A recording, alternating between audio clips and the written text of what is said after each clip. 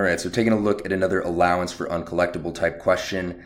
More specifically, we are dealing with this net value of its accounts receivable garbage that is typically confusing, but it is important, so let's go through it and understand it. Builder Co. has accounts receivable with a net value of its accounts receivable at 12/31/2008 of $210,000. So what's the difference between that and this accounts receivable at 12/31/2008?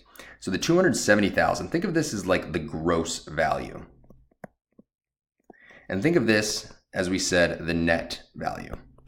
So just like any other type transaction that you might be familiar with, the gross less something will generally equal your net value. So think of like sales less returns.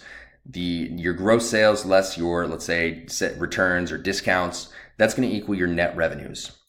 So in this case, we're talking about our accounts receivable. So our gross accounts receivable less what will equal our net accounts receivable. And this is going to be our allowance for uncollectibles. So that just means the estimated portion of our accounts receivables we don't think we're going to actually collect is going to be reducing our gross accounts receivables to get our net accounts receivables. So now we can use this to assume the ending balance of our allowance for uncollectibles. And why is it the ending balance?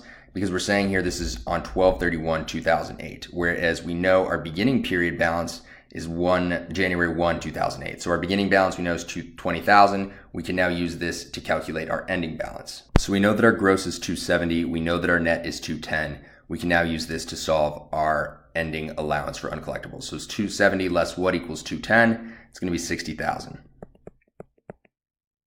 $60,000, and now we can apply the rest of this information to get our bad debt expense, because that's what we're asking, right? They want to know the bad debt expense or the uncollectible account expense for 2008. So additionally, this is another wild card that might be throwing you guys off.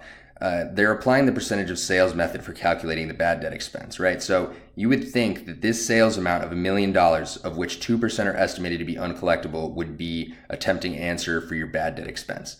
But what we're saying here is that is not going to be the case. We know that this is going to be our potential bad debt expense, but there's going to be something that does not tie out.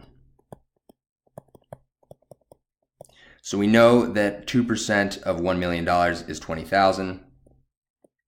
Typically, we would think this would be the answer. But if we see here the rest of this information, we have some write-offs. $10,000, we recovered $5,000. Subtracting our write-offs, adding back the recovery.